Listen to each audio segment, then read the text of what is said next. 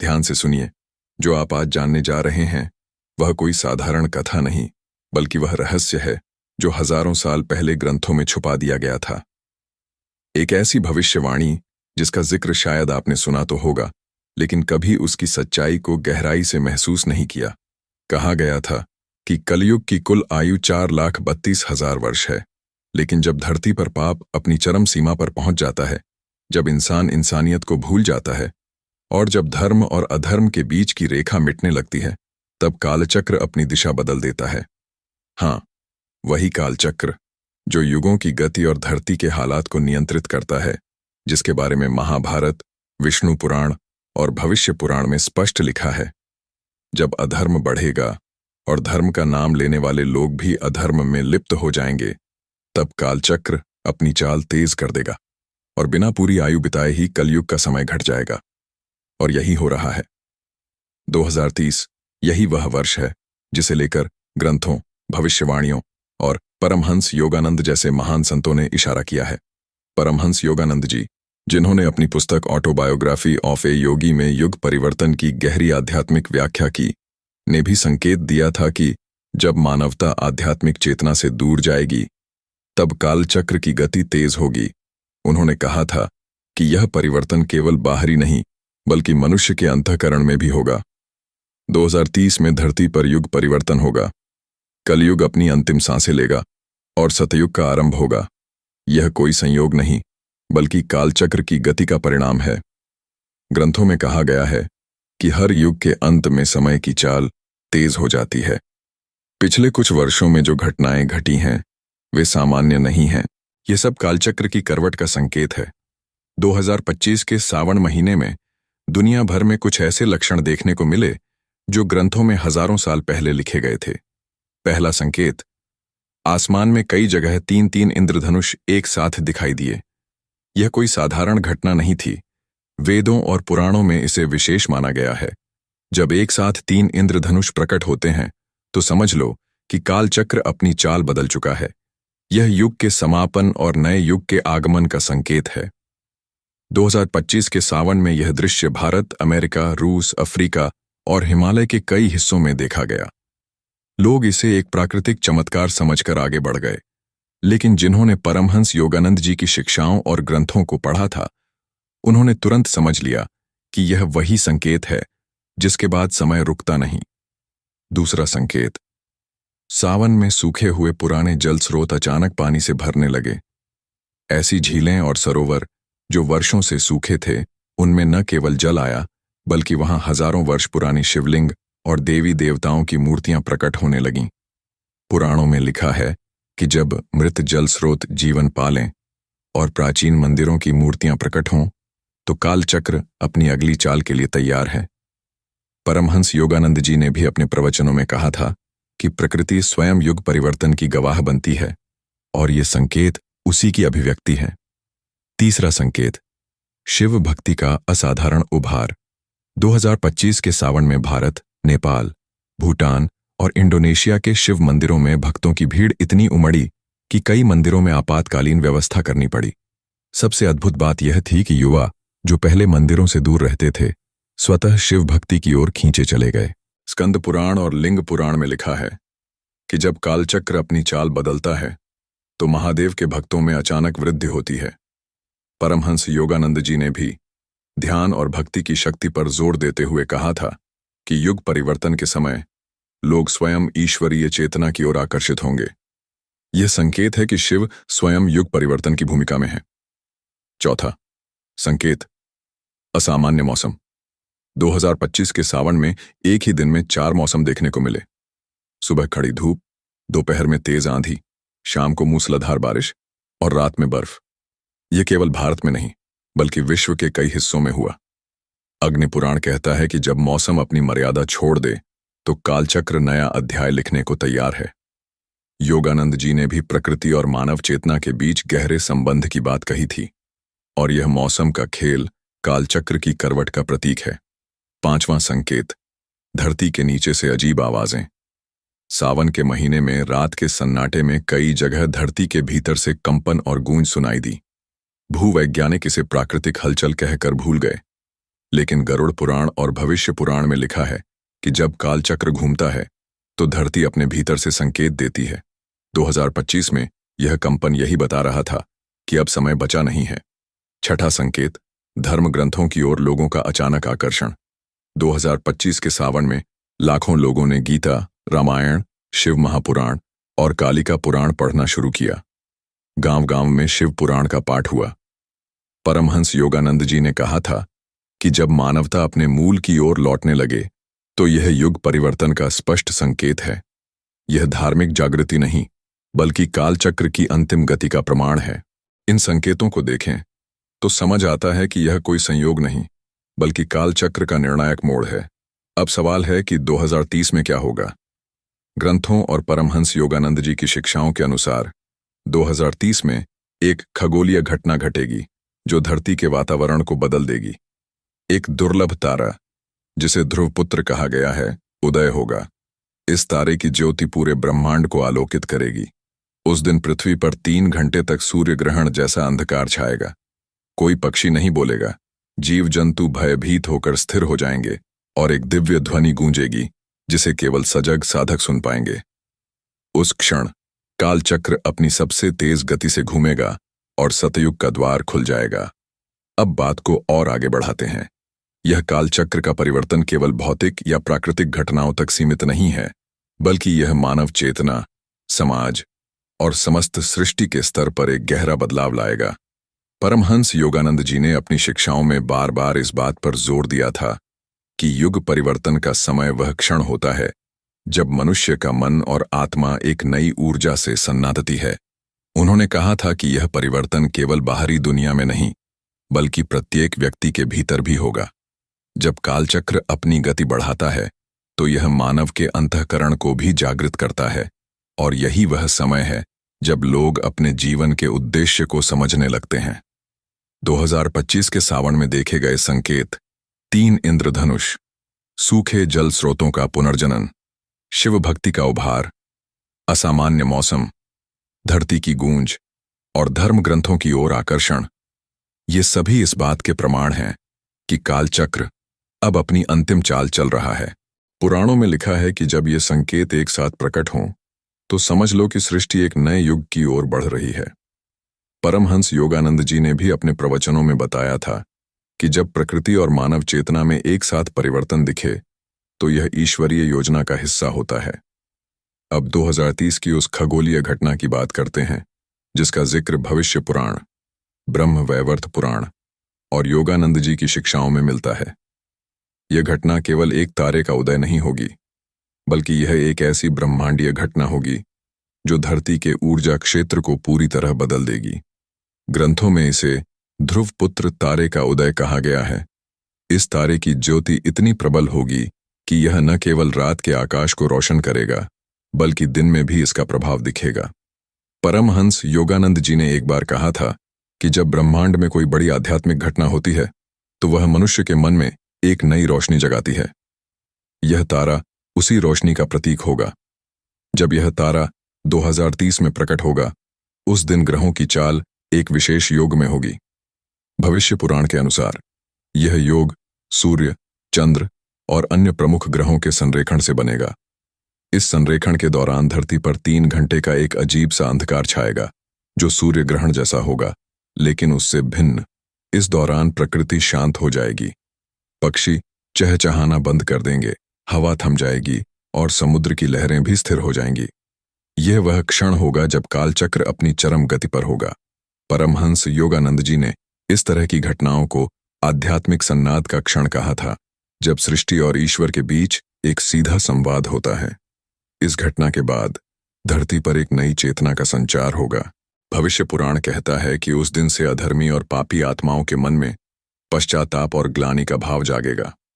वे अपनी गलतियों को समझने लगेंगे और धीरे धीरे उनका प्रभाव कम होने लगेगा। वहीं जो लोग धर्म, सत्य और प्रेम के मार्ग पर हैं, उनके भीतर एक नई ऊर्जा और जागरूकता आएगी। परमहंस योगानंद जी ने ध्यान और आत्मचिंतन की महत्ता पर जोर देते हुए कहा था कि ऐसे समय में जो लोग ध्यान और भक्ति में लीन होंगे, वे इस परिवर्तन को सबसे गहराई से अनुभव करेंगे। कालचक्र का यह परिवर्तन केवल धरती तक सीमित नहीं रहेगा, यह पूरे ब्रह्मांड में एक नई ऊर्जा का संचार करेगा। पुराणों में लिखा है कि जब सतयुग का आरंभ होगा तो धरती पर प्रेम, करुणा और सत्य का बोलबाला होगा। लोग एक दूसरे के प्रति दया और सहानुभूति रखने लगेंगे। परमहंस योगानंद जी ने भी यही कहा था कि सतयुग वह समय होगा जब मनुष्य अपनी आत्मा की शक्ति को पहचानेगा और ईश्वर के साथ अपने संबंध को गहराई से समझेगा। लेकिन यह परिवर्तन अपने आप नहीं होगा। ग्रंथों और परमहंस योगानंद जी की शिक्षाओं के अनुसार यह समय हर व्यक्ति के लिए एक अवसर है। यह वह समय है जब आपको अपने भीतर झांकना होगा। क्या आप भी उस बेचैनी को महसूस कर रहे हैं? क्या आप भी अचानक धर्म ग्रंथों, ध्यान या शिव भक्ति की ओर खींचे जा रहे हैं? यदि हां, तो समझ लीजिए कि आप कालचक्र के इस महान परिवर्तन का हिस्सा हैं। योगानंद जी ने कहा था कि जब युग बदलता है तो वह हर उस आत्मा को पुकारता है जो सत्य की खोज में है। अब सवाल यह है कि हमें क्या करना चाहिए। पुराणों और परमहंस योगानंद जी की शिक्षाओं के अनुसार यह समय आत्म जागरण का है। ध्यान करें, अपने कर्मों का विश्लेषण करें और अपने जीवन को सत्य और धर्म के मार्ग पर ले जाएं। योगानंद जी ने क्रिया योग के माध्यम से बताया था कि ध्यान के जरिए हम अपनी चेतना को शुद्ध कर सकते हैं और इस युग परिवर्तन के लिए तैयार हो सकते हैं। 2025 से 2030 तक का समय वह निर्णायक दौर है जब हर व्यक्ति को अपने भीतर की दिव्यता को जगाना होगा।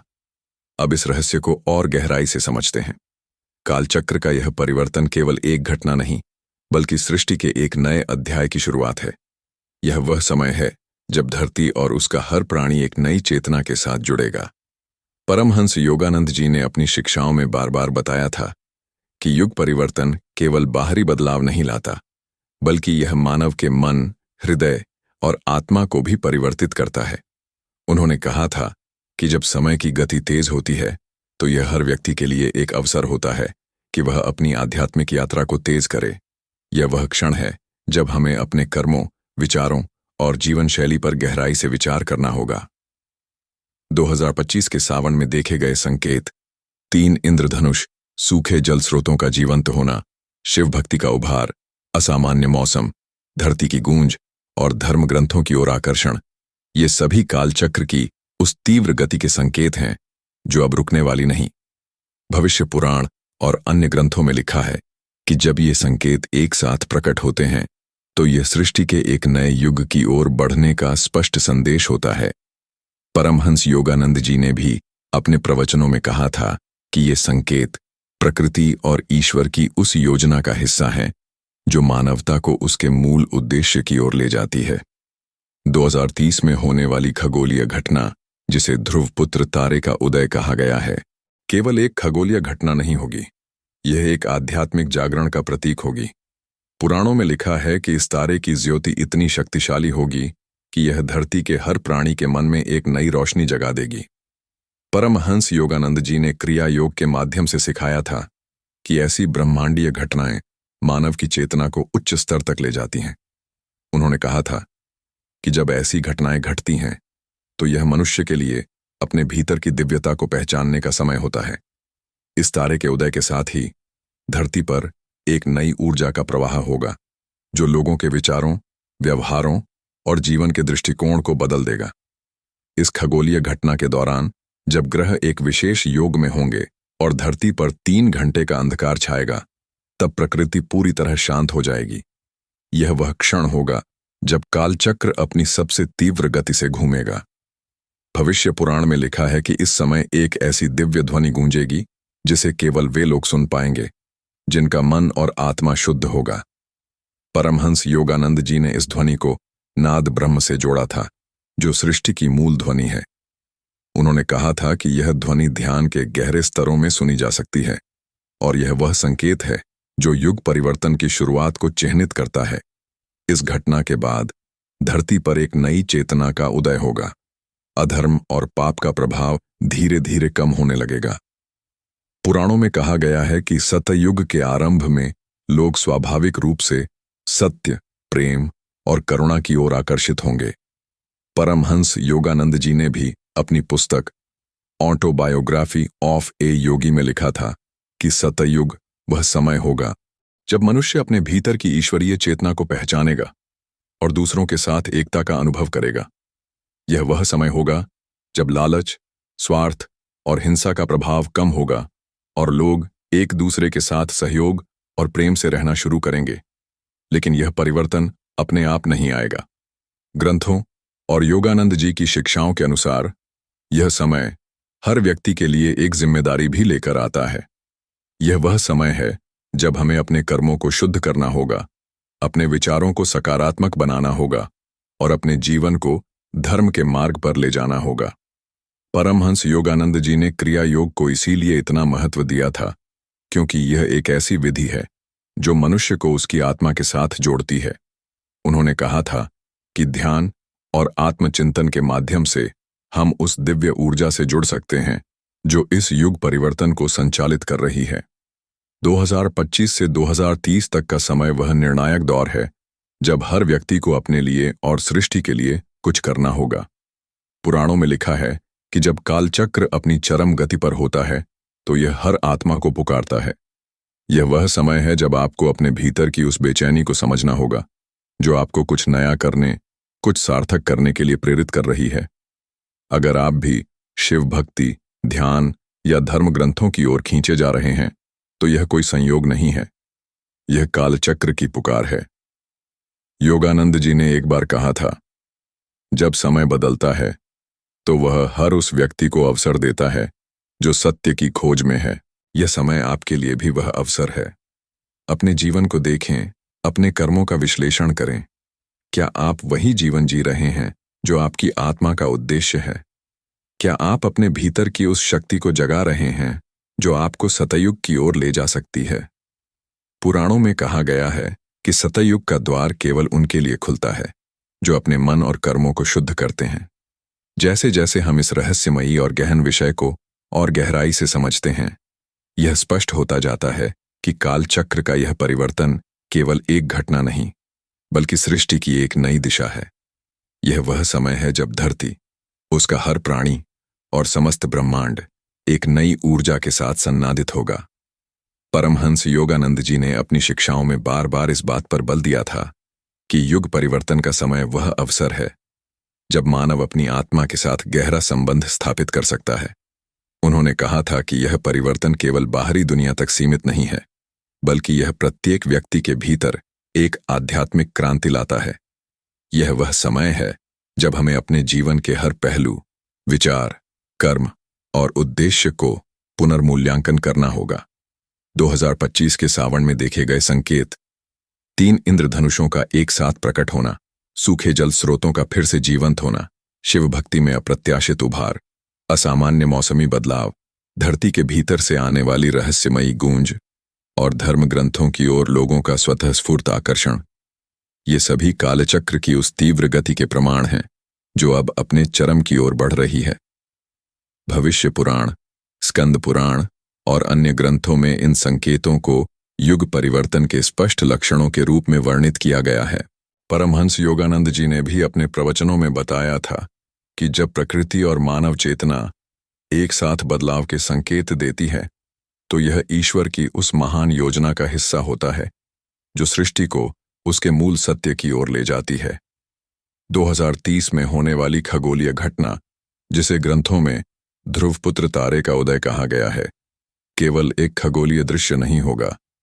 यह एक ऐसी ब्रह्मांडीय घटना होगी जो धरती के ऊर्जा क्षेत्र को पूरी तरह से परिवर्तित कर देगी। पुराणों में लिखा है कि इस तारे की ज्योति इतनी प्रबल होगी कि यह दिन में भी दिखाई देगी और इसका प्रभाव हर प्राणी के मन और हृदय पर पड़ेगा।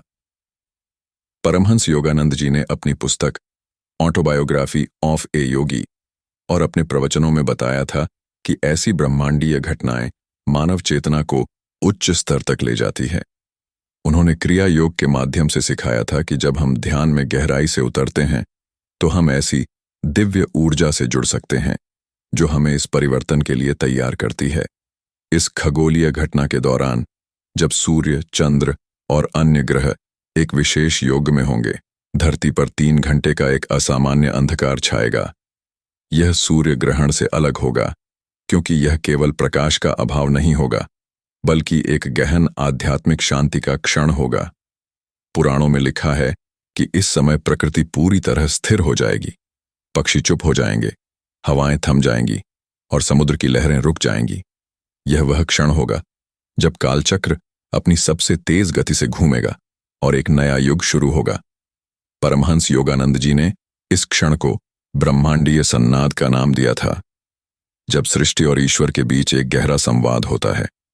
उन्होंने कहा था कि इस समय जो लोग ध्यान और भक्ति में लीन होंगे, वे इस दिव्य ऊर्जा को सबसे गहराई से अनुभव करेंगे। इस घटना के बाद धरती पर एक नई चेतना का उदय होगा। भविष्य पुराण और अन्य ग्रंथों में कहा गया है कि सतयुग के आरंभ में लोग स्वाभाविक रूप से सत्य, प्रेम और करुणा की ओर आकर्षित होंगे। अधर्म और पाप का प्रभाव धीरे धीरे कम होने लगेगा।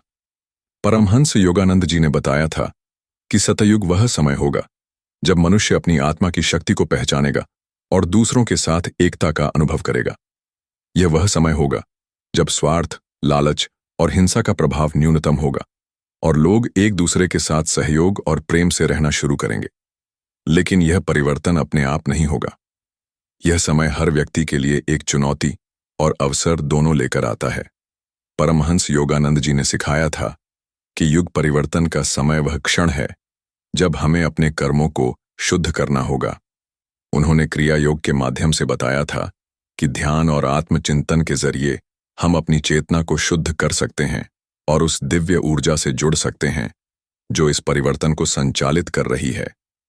पुराणों में भी लिखा है कि सतयुग का द्वार केवल उनके लिए खुलता है जो अपने मन, वचन और कर्म को शुद्ध करते हैं। 2025 से 2030 तक का समय वह निर्णायक दौर है जब हर व्यक्ति को अपने लिए और सृष्टि के लिए कुछ करना होगा। यह वह समय है जब आपको अपने भीतर की उस बेचैनी को समझना होगा जो आपको सत्य और धर्म की ओर ले जा रही है। अगर आप शिव भक्ति, ध्यान या धर्म ग्रंथों की ओर खींचे जा रहे हैं, तो यह कालचक्र की पुकार है। परमहंस योगानंद जी ने कहा था कि जब समय बदलता है तो वह हर उस आत्मा को पुकारता है जो अपने भीतर की दिव्यता को पहचानना चाहती है। इस समय हमें क्या करना चाहिए? सबसे पहले अपने जीवन का उद्देश्य समझें, अपने कर्मों का विश्लेषण करें। क्या आप अपने विचारों और कार्यों से दूसरों के लिए प्रेरणा बन रहे हैं? क्या आप अपने जीवन को सत्य और प्रेम के मार्ग पर ले जा रहे हैं? परमहंस योगानंद जी ने ध्यान की शक्ति पर जोर देते हुए कहा था कि जब हम नियमित रूप से ध्यान करते हैं तो हम अपनी आत्मा के साथ गहरा संबंध स्थापित करते हैं। यह संबंध हमें उस शक्ति से जोड़ता है जो इस युग परिवर्तन को संचालित कर रही है। पुराणों में यह भी कहा गया है कि सतयुग के आरंभ में जो लोग धर्म के मार्ग पर चलेंगे, वे इस परिवर्तन के सबसे बड़े साक्षी होंगे। वे न केवल स्वयं को बदलेंगे, बल्कि दूसरों को भी प्रेरित करेंगे। परमहंस योगानंद जी ने सिखाया था कि हर व्यक्ति के भीतर वह शक्ति है जो उसे ईश्वर के साथ जोड़ सकती है। यह समय उस शक्ति को जगाने का है